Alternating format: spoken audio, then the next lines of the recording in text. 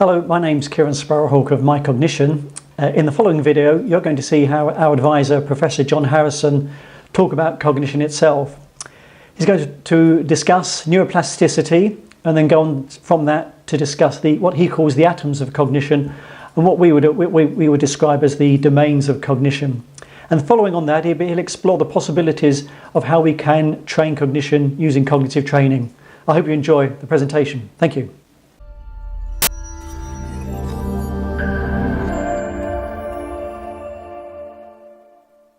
Hello, my name is Professor John Harrison. I'm an experimental psychologist, and today I'd like to talk to you about cognition, behavior, plasticity, and the possibility that we might be able to train cognition. Let me start with neuroplasticity. So we've known for a very long time that the human brain is plastic. What do I mean by that? Well, plastic in the sense that in order to accommodate new information, there must be physical changes that go on in your brain. So if I tell you something new, if I tell you the capital of Outer Mongolia is Ulaanbaatar, and you remember that tomorrow, there have been changes in your brain to accommodate that new information. The strength of connections between brain cells, neurons, sometimes it might be about receptors on the end of neurons becoming opened up, proteins being synthesized. These are the events that go along with you learning new information. And that's what we mean by the brain being plastic. The element that's not really been looked at and exploited as much as we might is the idea that you can train your brain. Maybe there are things that we can do to enhance the connections between different locations, to enhance your abilities in various cognitive domains. I'm going to talk to you about cognition. So cognition is the activity of your brain, probably synonymous with the idea of a mind. So cognition happens in your central nervous system, your brain. I can't measure your cognition directly, but I can measure your behavior. And based on your behavior, I can make inferences and try to better understand your cognition. There are certain parts of the brain that seem to be very important for certain cognitive skills. And the reason that we can make purposeful distinctions between different elements of cognition is we occasionally meet people who have been unfortunate enough to have a brain injury, which means that they have a deficit in a specific area of cognition. So our evidence for the atoms of cognition, that I'll talk to you about very shortly, is that in different individuals, brain lesions can cause problems with specific aspects of cognition. Cognition is this idea of thinking, and we can divide thinking into some helpfully manageable lumps. A key one would be episodic memory. This is your memory for an event. So if you visited the cinema last weekend, you might have a memory for the film, who you went with, where the cinema was, maybe even some of the things you had to eat and drink. Now that's an episode in your life, episodic memory. And that contrasts with what we call semantic memory. Semantic memory is your knowledge for facts.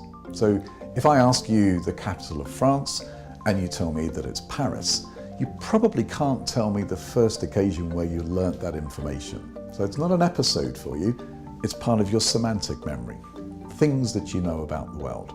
Another element of cognition is what we call working memory.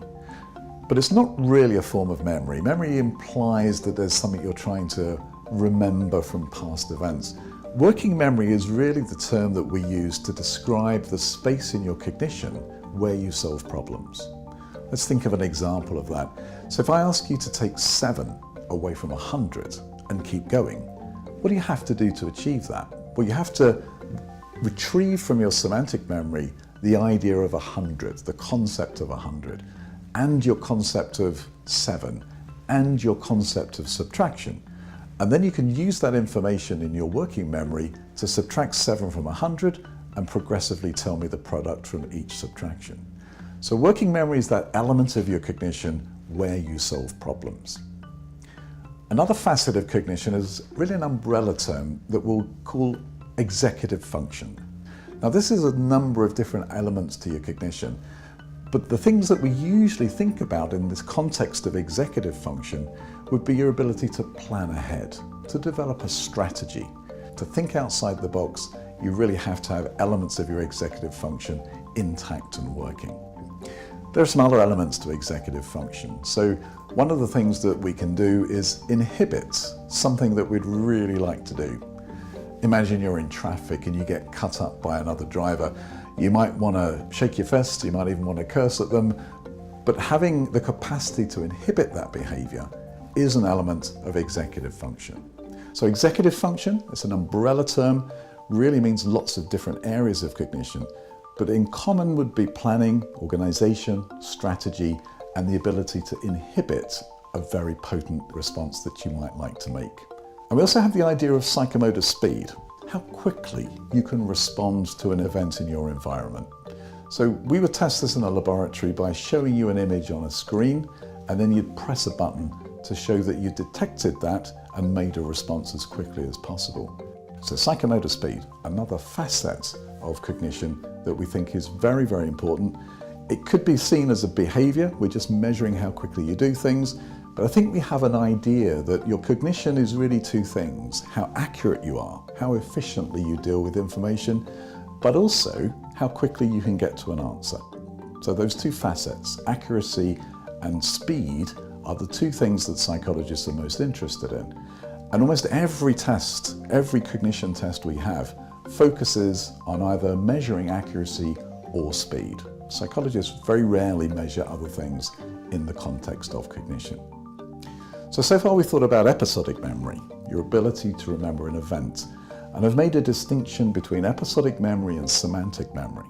Then we talked about working memory, which really isn't a type of working memory, it's much more about your ability to solve problems. So it's not a memory, it's a space where you do problem solving. Another facet of cognition is attention. So attention is your ability to focus on a specific area or on a specific element of a problem.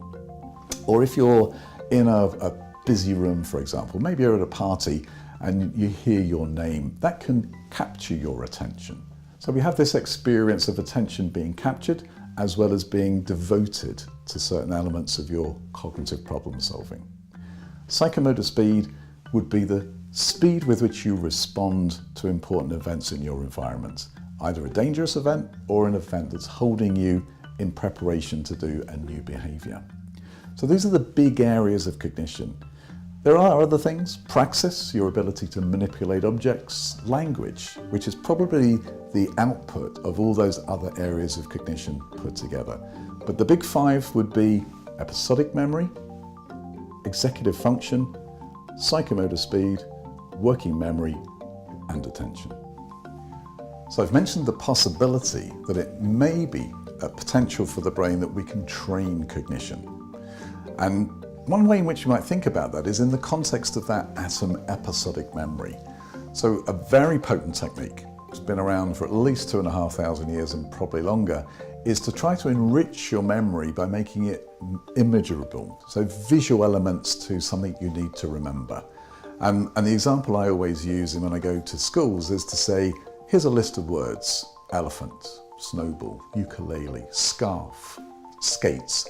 A list of usually about 7 words, and I always say to the class, try to remember those words. And about 5 minutes later, I might ask people to tell me, how many of those words can you remember? And typically they'll say 2 or 3. But if I then get them to do an exercise where they build a visual picture of an elephant playing the ukulele, wearing a scarf, skating, about to be hit by a snowball, they can use that visual image to much more effectively remember that information. Now, that's a very simple method for cognitive training. So the premise that you may improve cognition using a cognitive training technique is very well established. This was a technique that Greek orators would have used 500 years before Christ. So we have a good experience of being able to train cognition, so obviously recognized that it's been around for literally millennia. So that's the context of episodic memory. Maybe if I could practice your psychomotor speed, I could make you much quicker.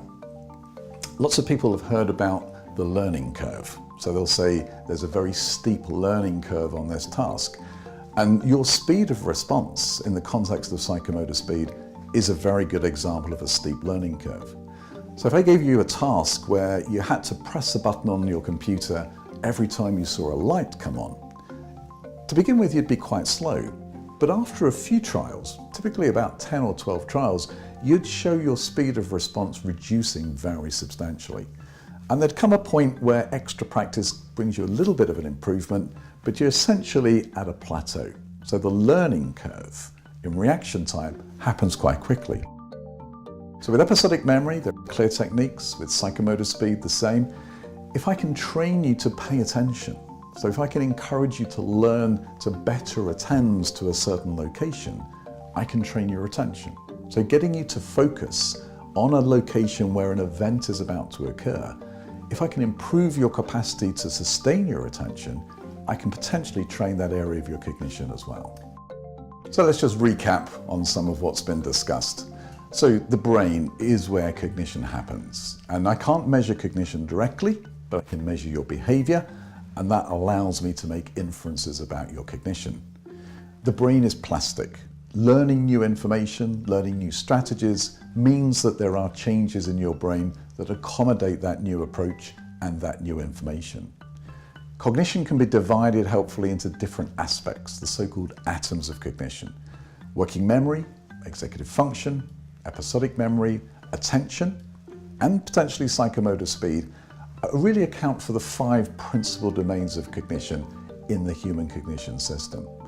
Praxis and language are also elements, but they're probably the end point of those 5 major domains working successfully in tandem to allow you to behave in the way in which you can get everyday tasks completed. So there are various aspects to human cognition that we know on the basis of very good evidence can benefit from training. And the opportunity with cognitive training going forward is to exploit that technology to try to help people improve their cognition. Since John made that video and gave us a superb roundup of cognition, neuroplasticity and the possibilities of training, MyCognition have actually undertaken quite a few studies in the area, including clinical studies in conditions such as Parkinson's disease, where we're looking at the impact of our assessment and training on dementia. And we've undertaken a number of studies in the real world. So we've pushed this further along.